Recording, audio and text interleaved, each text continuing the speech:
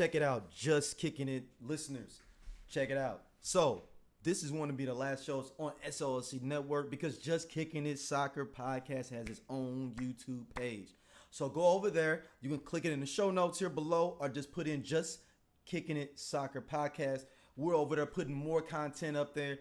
Just two brothers talking about this football life or soccer life, whichever way you want to look at it. But going over there, check us out over there. You'll just be seeing clips over here from time to time, but make sure you go over there and check out Just Kicking It Soccer podcast with his own YouTube page. If you want just all the soccer stuff just by itself, go ahead on over there. We are back. We are back. Just Kicking It is back in the build. My man B, we took hiatus. This man been all over the world. He's been in Phoenix, Tampa, Dallas. Where are you even at now? Where are you at now? Back in the desert, man. 110, baking away, trying to stay hydrated, of course. But like I was just saying, man, up next for me, the Bay Area. So real excited about that. Where in the Bay Pacific are you gonna be at? You're gonna be in San Francisco, right? It's a lot of options out there, man. Because main area, my office is gonna be down in the Fremont area. You know what I mean? Okay. But I'm gonna be remote. So San Jose, Palo Alto. I'm even looking as far as Vallejo.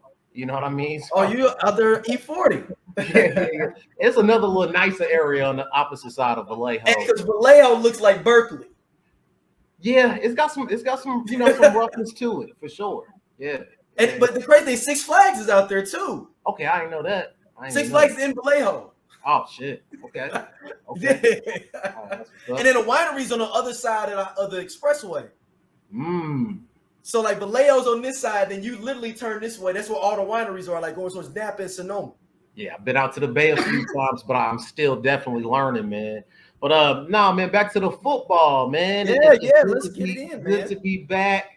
I know we got our topics, man, but before we begin, man, I just want to kind of set the mood, man. It's good for us to be back, but it's kind of somber for me. Why is it somber?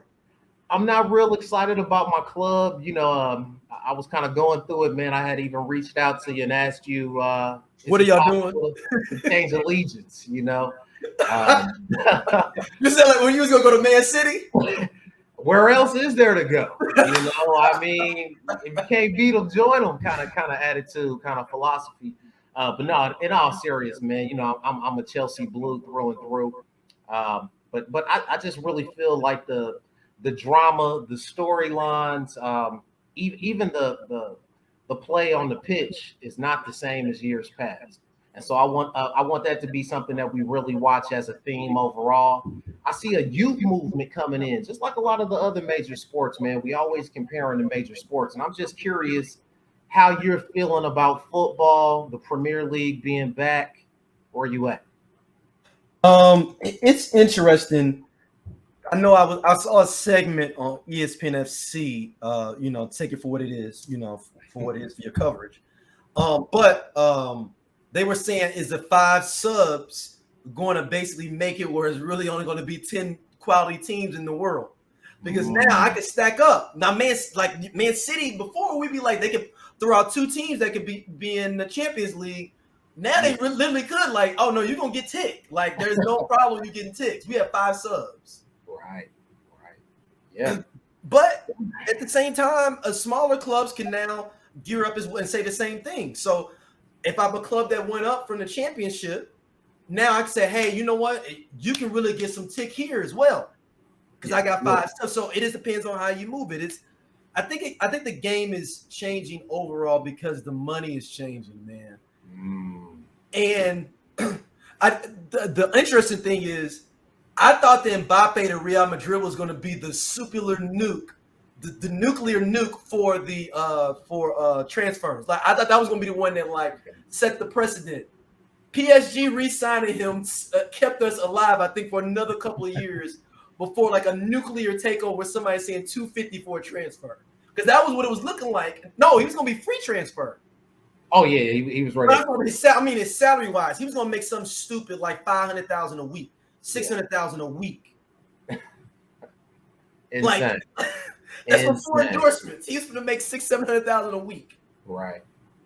So I don't know. I think it's the game is going to be different because they're talking about as well, like you're going to be able to kick in or throw in. They're thinking about trying. I didn't hear that one. Yeah, so they're thinking about testing it. I think they're testing it in the under 21s. Instead of throwing, you could kick it in. I'm not sure I like that. I'm a traditionalist, man. I'm a traditionalist. You know, even VAR is still a sore spot for me. But talk to me a little bit about what you're seeing on the pitch, though, man. I mean, I'm talking about that, you know, early, you know, mid 90, early 2000 Premier League when you really had the best of the best from around the world feeding the Premier League. And I mean, the game was played over. I think the Premier League is better now than ever. Really? If you're talking about in comparison to the other leagues, like literally, if you want the top of the game, and if you look at it, just look at the other leagues that their goal records, like the goal for records in the records for goals in a season. Yeah, goal differential. Premier League is the lowest. Oh yeah, no. And it's going 50 goals was La Liga's record. Like 50 goals. That means you scored a goal and a half a game.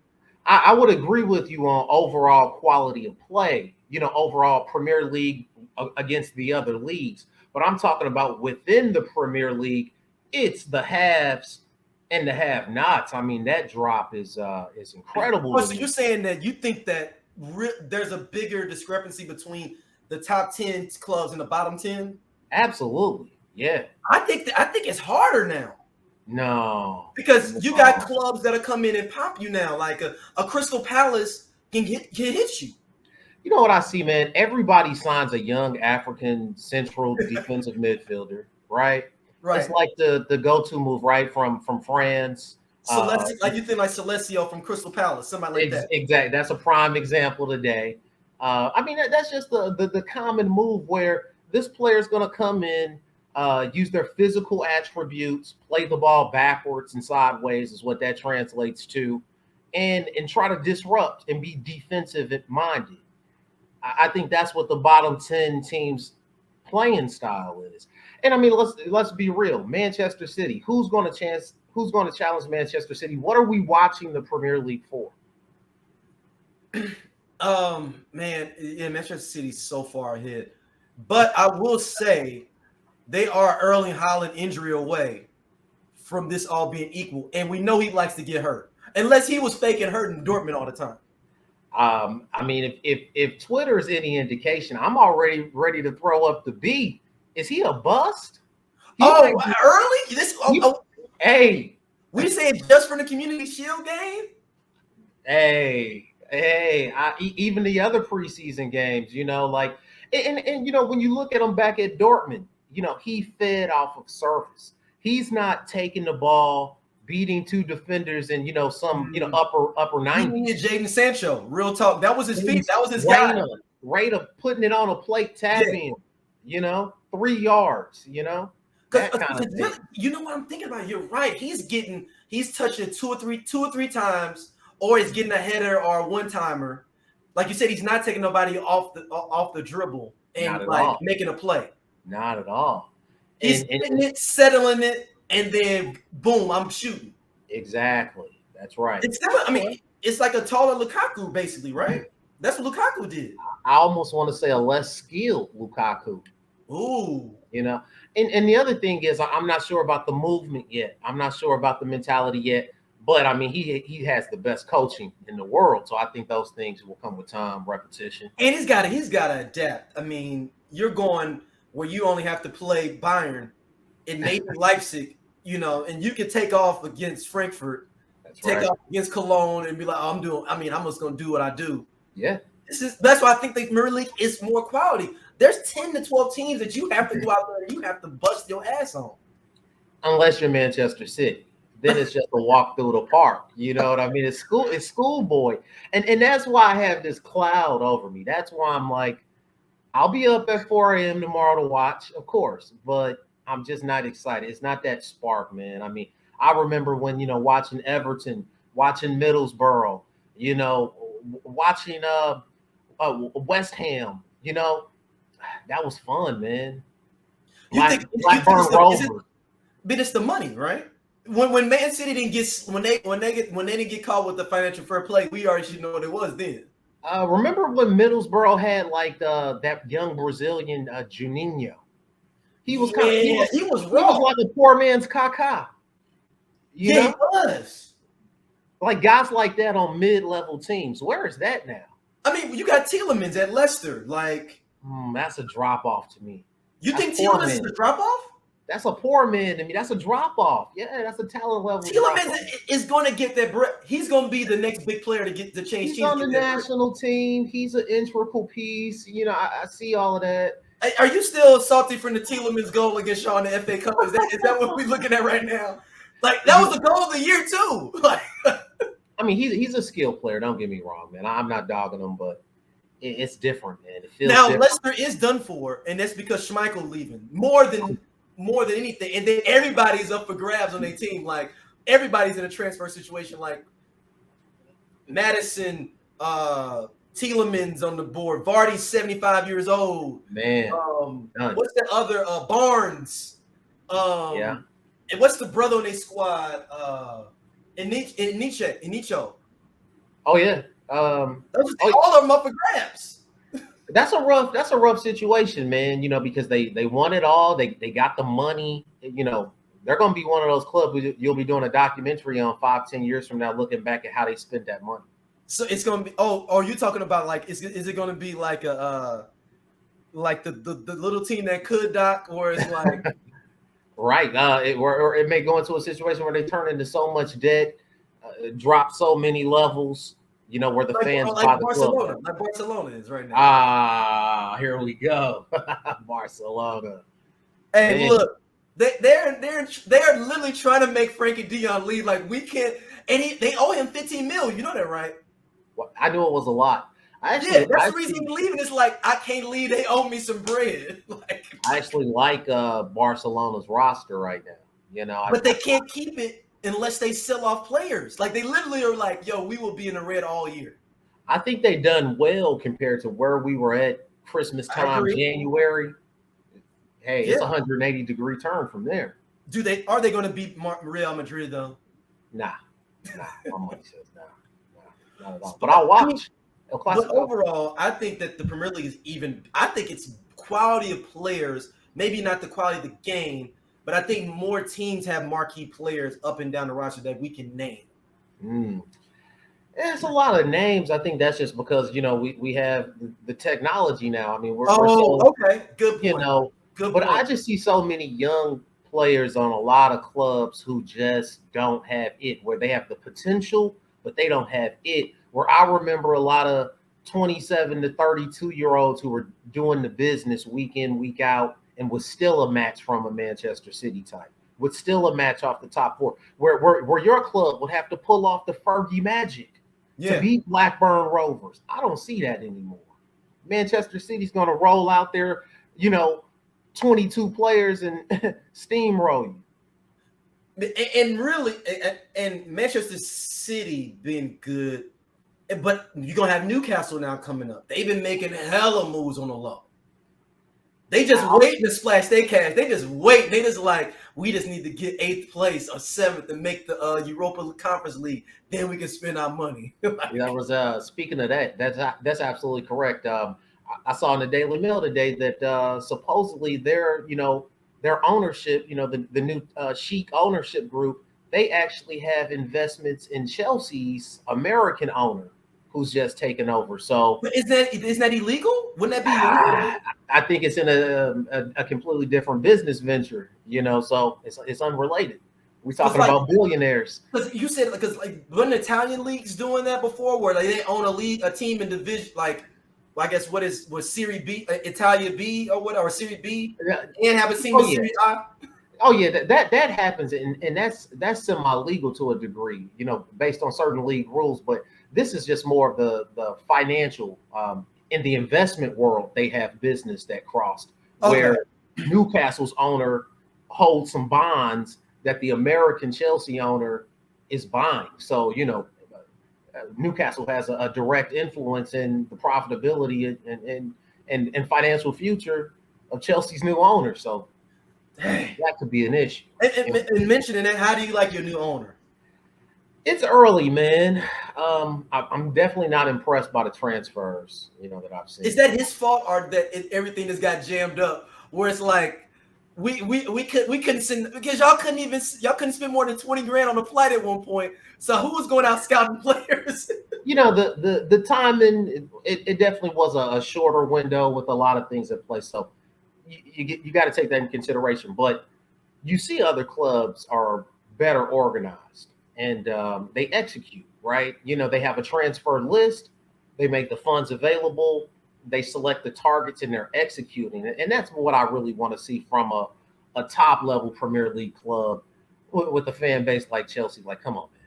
Come on. So I'm not up at all on Man U, man. I'm just, it's whatever. Like, it's like, it's whatever. It's whatever. I mean, I think that we have a good manager and that we'll be moving forward. But I mean, we got the Ronaldo situation. I don't even know what's going on with that. Like, no one does. Yeah. Honestly, we look like some marks, to be honest with you, like all up and down. And that's being I just got to be real with it. We up here chasing Frankie de Jong like it's a chick at the ball club. Like, right. Yo, I got you and your girls in a booth. Is he I'm cool. Like, I don't like what? Like, is he even an immediate game changer in the Premier League? I mean, I'm not sure. I mean, maybe. I mean, I don't know. I mean, a part of me wants to just go, and I don't want to give these guys any service in general, but go the Arsenal route, just go young. Like, we just go. We got our academy players are straight. Like, yes, we ain't gonna be able to like ball out and maybe not be top 4, but let a lot of these young boys come out. Let the Gardners come out to play, the Ahmads, the Hannibals, the Iqbals. Just let them boys roll the ball out for some of them, and let's just see what we got. Right, because we're not going to get top 4. So what is the point of running after Frankie de Jong and trying, because they was trying to hit us for Anthony from Ajax like $100 million. Like, stop it. Like, that's fair, and I think that's really the philosophy of a lot of these Premier League clubs, which really goes back into my point. Right now, you got your young kids out there. The quality of play on the pitch has to drop off when everybody has kids playing kids, except Manchester City with a team full of superstars. But also you have to look at the eras changing as well.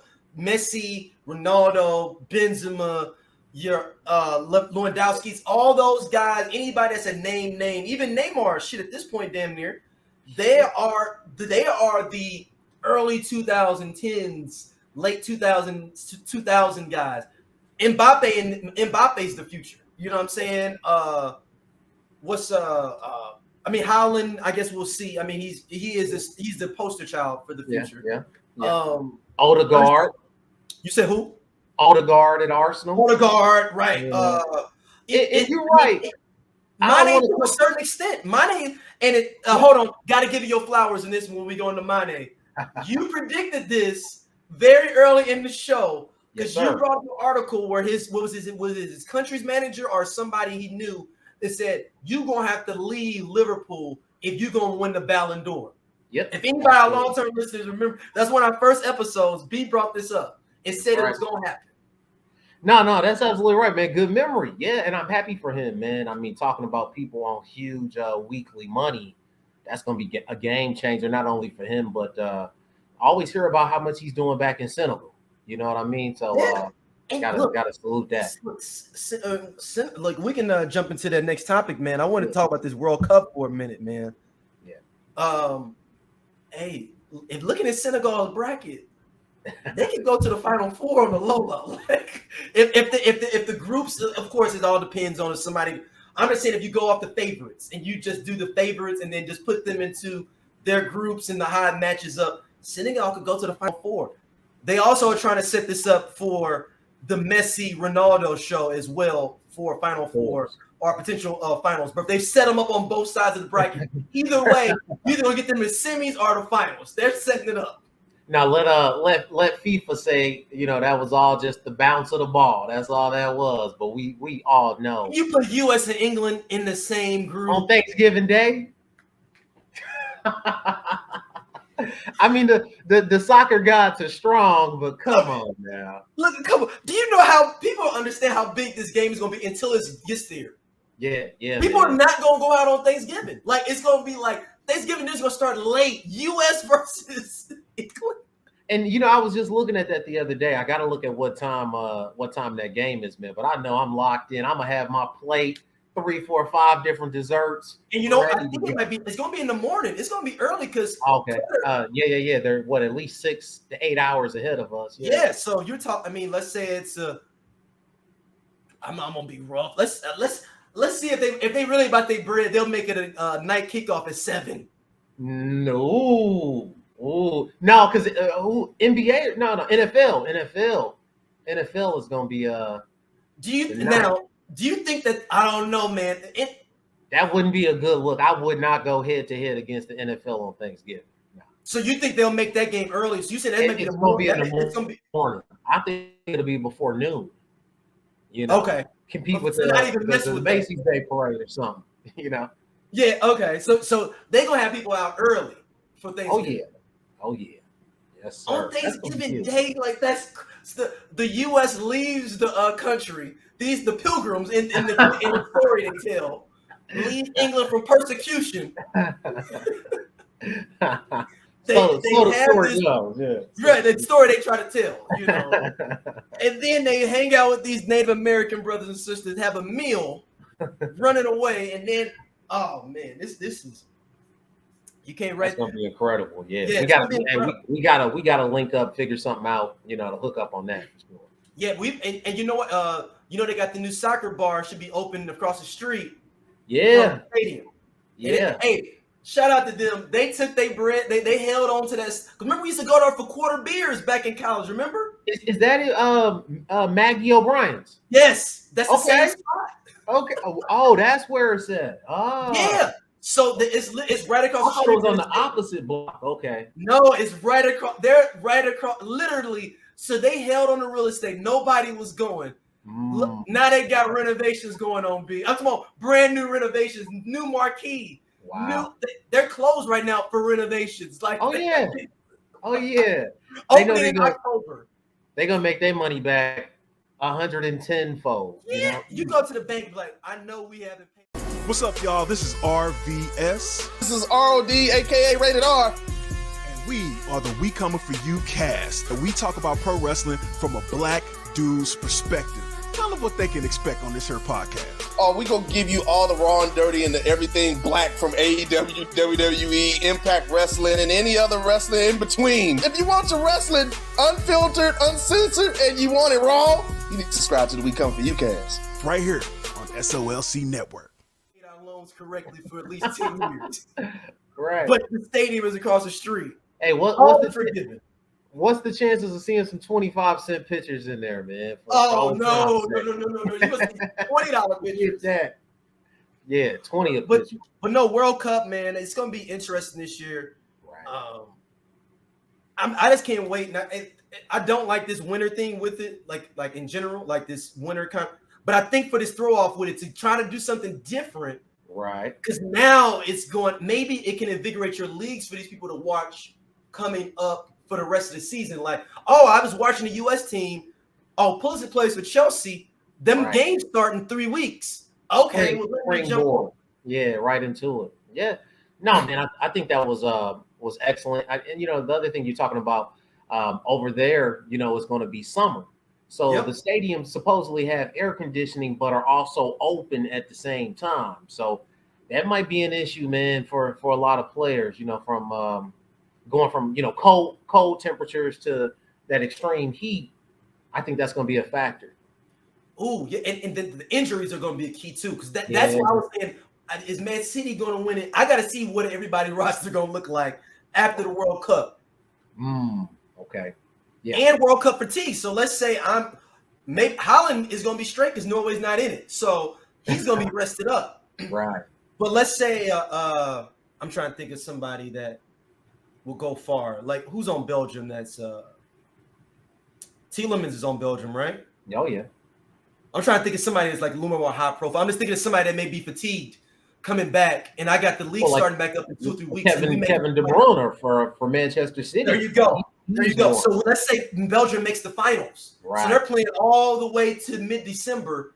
The league's popping right back up early January. But they are deep enough to cover that. Yeah, at the same time. Or, hey, man, knowing them, they may not be done. You know what I mean? Oh, you're saying they might go ahead and go in the they're going to jump back in the transfer in January. Who didn't play in the World Cup? That's wrong. Let me go ahead. Exactly. Knowing them, wouldn't put it past them. So you add on here, man. Whereas MLS versus Liga MX, we had what was it called? Was it a Challenge Cup, right? Yeah, the Super League Challenge. No. League Super Cup Showcase. Yeah, so MLS, La Liga MX. Yeah, man, I checked in. I didn't watch the whole game, but I checked in. They had it out there at that SoFi Stadium out in LA. Your boy, Kroenke, his place, right? Keep getting checks. Talking about the ESPN commentators, man, they really kind of took a deep dive into, both games, both signings, talk about the player depth. That seems to be a continuing theme, impacting all the leagues around the world. And their assessment, man, basically was one is that they're on par, with MLS, slightly, pulling up the tailgate. The other gentleman, Hercules, Mexican international former retired, who's now a commentator. He was saying that, of course, and he's Mexican, that he thought, Liga MX is still leaps and bounds above the MLS. I kind of tend to agree with him. I think MLS is doing some good things. I like the new stadiums. I think there is starting to be more depth. And I think those younger kids, like you're talking about, that young crop is starting to come through. We're seeing that because we're seeing Premier League teams starting to buy these players, take them on loan. Chelsea even picked up a Chicago Fire, like 18-year-old goalkeeper. Now who knows if they're gonna send them out on loan or keep them with the club. But they'll probably put them on loan. I'm assuming you do. But that just shows you opportunities and the talent level. That I think that has shrunk. And I was just kind of curious. What do you think? What's your eye test saying? Only reason I say that MLS is going to get better because they're throwing money at it, and the TV deal they just got, that Apple TV deal, is like what, $1 billion or something crazy. And everybody, the Apple phones got Apple TV. People are going to jump in there to be like, oh, okay, let me check this out. And I don't think that, even though I shouldn't say you don't have to court U.S. viewers, but Mexican League does. Like Premier League wants U.S. viewership. Yeah. That Mexican League needs U.S. viewership if they're going to stay financially viable. Oh, yeah. Because their players are starting to come over to here and play like, well, they paying me the bread up there. Well, I'm going up there. Right. So that's the thing is, I don't know if and now I don't, they got a lot more drug money and a little bit more fresh money down in Mexico to be able to put around that's off the books. To pay players maybe down there. That's right. I just think that I think the talent is there better just because it's more homegrown talent. But I think that MLS is catching them because they have the visuals and the TV packages. It's just plain and simple.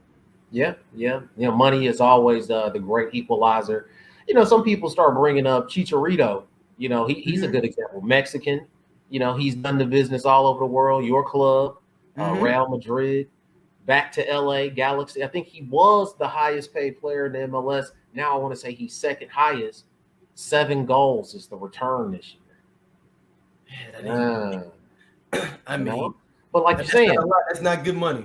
Jersey sales, butts and seats, eyes on TVs. He is driving all of that. Yeah, but I would say the average MLS person knows that, but I don't think they're gonna buy a Chicharito jersey.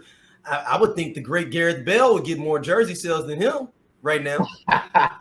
And you caught that perfect, man. Yeah, I'm just saying the great Gareth Bale is out here like, yo, I'm doing my last World Cup. I've made all the money. Why not go to the U.S. and go better and go golf better and better golfing facilities? Man, I can go to Pebble Beach. Hey, and then I'll go play. I'll be there playing. I don't have to do too much. oh yeah. And, plenty of his countrymen out there in LA. You got Beckham out there, you know what Yeah. I mean? So right across, over the Welshman and the Englishman. I'm sure they go. And he didn't want to because I think they were trying to get him to play for Cardiff. I think originally he's like, nah, I'm good. And another thing, when we talking about predictions coming true, man, kudos to both of us. We called this a year ago, did we not? Yep. We called this, Yep. and we might as well reiterate that we also believe that's the next move for Messi, right? And Ronaldo. I think it's a double play. It's, Wow. unless I could also see Ronaldo being on some like, I'm good because I don't want to be with that dude. Like it's either gonna be my league or his league. I could see something like that, man. But if the numbers get big enough, man, they all might make it work. And both of them have to look at it. I mean, and I guess it's a lot of rose-tinted glasses being U.S. based. But I would think that your potential for bread in the longer term of your life is by endearing yourself in the U.S. Because I just feel over there that I'm not saying people will forget about Ronaldo or forget about Messi, but it's the next man up to a certain extent. I hear what you're saying, but you're right too with the rose-colored glasses, and looking through an American lens. There are other places where being the man with that kind of wealth is an excellent life.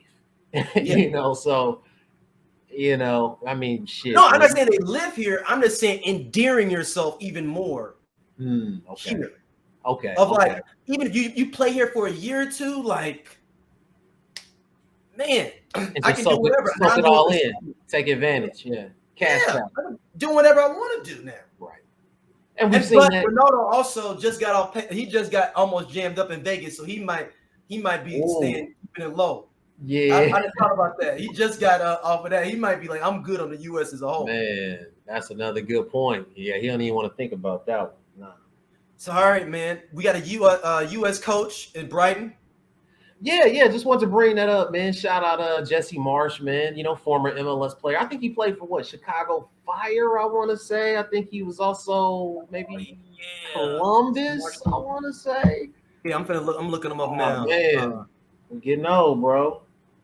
Oh, he's on Leeds, man. My bad. Leeds. What I said, Brighton? Yeah. Leeds. That's you know what? And that makes sense. Let me change the ticker. and that's a really good thing, man, too. Actually, Leeds has That's how all those US players got on there, because we talked about it before, like, okay. And Leeds, has always historically been one of those clubs with that real fighting spirit, talking about the old days of, fights in the standing room only section. I mean, we don't deal with them at all. That's Millwall. You know what I mean? They also was the ones that did the chants when we had everybody died on the plane crash. They started doing the chants about them, like right after. Shit. I was like, people understand the hooligan, and maybe you're right. The hooligan class has become corporate. Yeah, because like these men had just died in I think 74. They did the next game. They didn't even give them a full year to rest in the mud, doing chants about them dying. Yeah. Well, hey, I guess that's right on par with that Ukrainian league and the George Floyd. So, Yeah, I mean, but it's more corporatized now, and the hooligans have become it's become more like the U.S., like the box seats. Yeah, I mean, the hooligan class now, they get flying, Balenciaga, to go to the match. So that's real, man. But last topic, man. Premier League, what are your predictions for top four for this year? Well, everybody knows Man City, man, right? Surprise, surprise, surprise. I think that Liverpool finishes strong. I think they might put up a challenge for half the season. If we get 3/4 of a challenge, I think that's good for the watching. Because I'm not sold on Nunez neither, man. No, he's gonna have to really prove his worth. I mean, because people are like, oh, he just replaced Mane. You just don't replace Mane and be like, it's all good with a 20-year-old. The pace, the accuracy, man. I mean, and the runs, the willingness to run off the ball. I mean, that's what really gave Salah so much space. I think those guys finished second, man, and third and fourth. I gotta throw my Chelsea in there. Yeah. No, I like Tuchel as a coach, man. And I hope that January we work some magic, some really good things happen in that window. But I think we hold down the fort until then. And beyond that, I don't see you guys. I don't either. I don't see you guys. I like Arsenal. Really? Yeah. I think they're talking about that young crop, that youth movement. Yeah. They're 2-3 years ahead of that trend. And so they're ahead. They're ahead. And with Arteta implementing that Manchester City ticky-tack, sort of playing style, I think it starts. I can't believe we're saying Arsenal is going to be in the top 4. Man, I think so. No, but it's real though. I'm agreeing with you. I'm like, yes. Yeah. What you so got? you don't think Tottenham is there? I think they'll challenge. I think they'll be right there. But I wanted to go with something a little unorthodox. That's why I throw Arsenal in. Yeah, absolutely. So Arsenal's top 4. Who is your surprise team for this year? Ooh. Somebody that may sneak up for Europa, or or let's top 7 sneak up. That's a good one. Normally I would have said Leicester City, but this road is we talked about this earlier. The road is ill travel. I mean, you lose one of the best keepers in the league. Yeah, that's tough, and I've been there for so long. And he was the one that kept y'all in a lot of these games that were like, oh, Leicester can be in every game is because of him. Yeah, the captain too. So. Yep. That's going to be huge. I don't know, man. That's a good question. I need more time on that. I need to see how the transfers are going to, finalize. I know you have, you think that top 10 is competitive. I don't. So that makes that very difficult for me I feel like the pack is so tight. It's hard to say. Yeah. I mean, a part of me wants to say the Newcastle wave may be starting this year. Okay. That's all right. For top 4 or dark? No. I'm saying like to be able to make Europe, like a Europa conference, where they check for the challenger at the top 7 that came from kind of nowhere. Yeah. What's the top 4? So who do you think? I mean, I guess maybe we can revisit this, but who do you think dropping down? No. Who's your top 4? My top 4. Mine is actually similar. Mine exactly as yours. Oh, come on! You got Arsenal too? Yeah, that's why I said I wouldn't. I didn't. No, I agree with you. That's what I said. Okay. Man. Yeah, that was exactly my top 4. Like no cap on it. Like that was. All right, hey, great minds, man. Yeah. Let me think. Who's going to drop? You go first. You go first. I think Leeds is going to drop. Even with the American Cups, we just talked about them previously. They lost everybody. Yeah. I mean, and I like Tyler Adams, like dope player from Leipzig. I don't think that's not replacing Rafinha. Oh, not no. I don't think you're replacing Calvin Phillips like that. Yeah. I think Leeds may drop. I don't think it's a 3 up, 3 down. I'll say that off the top. Yeah. Okay. I can see that. For me, I got Nottingham Forest. You think Nottingham's going down? Yeah, I think they go down. Who's their keeper on loan though? Who is that? Dean Henderson. Oh, okay, yeah. And last time he brought Sheffield, he kept Sheffield up that year. I don't think he's enough. Wolves, I haven't really seen them sign anybody substance. And at some point, what is their striker that they got the headband now because he got he's Mexican as well. Yeah, like when is that train gonna start? Because he seems like he's been a real disappointment. He's a big time disappointment. Yeah, he's been a real disappointment. Oh, my other sleeper team is Aston Villa this year, man. Why is that? What are you seeing there? Yeah, their signings. They got Bailey. They took that Grealish bread and went out and bought like 5 or 6 guys. Put that to work. Yeah, I mean, I'm always a Leon Bailey fan. I think he just needs to be in the right situation. But I think that they're definitely a sleeper team too. But I think, quiet as kept. I don't think there's a way, but I think there's a way that Everton could drop. Wow, really? That's interesting. I mean, they sold Richarlison to Arsenal, right? No, are they on y'all? No. We didn't pick him up. Who picked up Richarlison? Somebody just picked up Richarlison? Is that I think it's Arsenal. I check in on that, man. Transfer is not settled. I know they lost. He just got sold off. Tottenham. He's on Tottenham. Okay. I knew it was a top. Which does help them. I do like that. That's a good signing for them. Yeah, but he's gone. Calvert-Lewin at some point has got to figure out I gotta go. At some point. Man, I was actually thinking just the opposite. I was thinking Everton could have a good showing, a surprising showing. Frank Lampard, he's really on the hot seat. He's gotta make a middle, upper mid. I mean, they lost two MLS squads in the preseason. Early, man. Come on, man. I mean, and not just lost, trounced. I think they lost 4-0. And I get it. It's early, but you don't lose 4-0 though. Shit happens, man. I'm not gonna not that. And that would be catastrophic, right? Exactly. So it would be interesting. Some interesting things to watch, man. Like I said, man, I feel like it is a dark cloud over the league. I'm glad you optimistic, man, because that's kind of helping me out. I'm optimistic of the league as a whole. I'm ready to come back. I'm not optimistic for my team. I mean, we'll be in 6th again, But it's all about the quality of what I want to see with that 6. Like, are we fighting? Are we out there doing it? I'm fine with 6 this year to build up to next year if we fighting out there. And if I see Rashford returning, it's a little bit out of Martial. Sancho's been balling out of control lately. Okay. We see a lot from him. And then maybe we can get somebody up front that Sancho can service a lot more. And, did you sign a defender? Well, who's your best signing? We signed Martinez from Ajax. Okay. I'm not sure. And we got Malacia too on the other side. So we signed 2 defenders. Okay. And we put Telles on loan to Sevilla. Are you happy with the signings? Are they quality? Yeah, I mean, everybody's YouTube clip looks dope. You know what I'm saying? Like, I've heard a lot about Malacia is only 19, 20, and like they said he's going to start. So a part of me is like, wow, like then he's going to start with Luke Shaw potentially. So it's like, damn, what are they seeing? And he was on Renoy, whatever. So, and they said, he was scoring goals. He had 6 goals last year from the left back. So it's like, I don't know.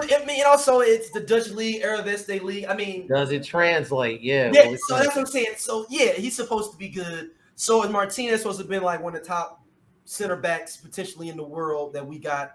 I don't know. I got to see a couple of games. Like I said, they're not known commodities.